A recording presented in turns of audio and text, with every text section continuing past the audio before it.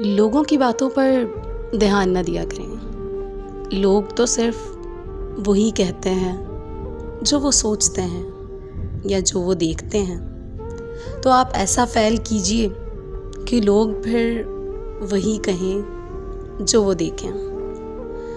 کہانی کچھ یوں ہے کہ میرے چھوٹے بھائی کی ایک پسند تھی، لیکن گھر میں بھی کنسٹرکشن کا کچھ کام چل رہا تھا، تو ہم نے سوچا کہ کیوں نہ بھائی کی شادی کر دی جائے، اور کچھ ہی وقت بعد بھائی دبئی بھی چلے جاتے، اس لیے سوچا کہ نکاح کر دینا بہتر ہے۔ بس بھائی کی رضامندی معلوم کی اور لڑکی کے گھر رشتہ لے گئے۔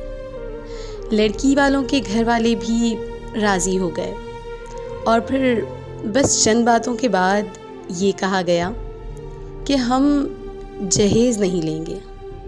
انہوں نے بھی اس بات پر رضامندی ظاہر کی۔ ہم نے جہیز لینا نہیں تھا اور انہوں نے بھی ہماری بات میں حامی بھری۔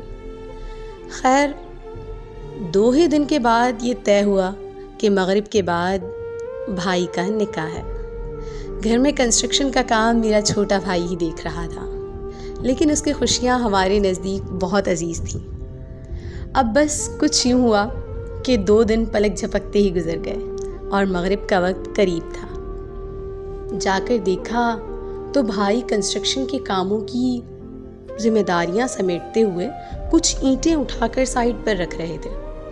میں نے فوراً سے اسے دیکھ کر کہا، بھائی ابھی آپ کا نکاح ہے اور آپ بالکل تیار نہیں؟ تو بھائی مجھے حیرت سے دیکھنے لگے کہ مجھے تو علم ہی نہیں اور میرا نکاح ہے ابھی۔ مجھے لگا کہ کسی اور نے بھائی کو بتا دیا ہوگا اور سب کو لگا کہ میں نے بتا دیا ہوگا، بس اسی طرح بھائی کو علم نہ ہو سکا۔ خیر بھائی جلدی سے تیار ہوئے اور ہم نے بھائی کا سادگی سے لیکن بہت ہی خوبصورتی سے نکاح کر دیا، اور پھر کچھ وقت بعد بھائی دبئی چلے گئے۔ تو دیکھیں، مشکل حالات ہوں یا کچھ بھی، آپ اپنا حصہ ضرور ڈالیں۔ آپ اپنے خوشیوں کو، ہر چیز کو ضرور اپنائیں، کیونکہ لوگوں کا کام تو صرف باتیں بنانا ہی ہے۔ لوگ باتیں بنانے کے علاوہ کچھ نہیں کر سکتے۔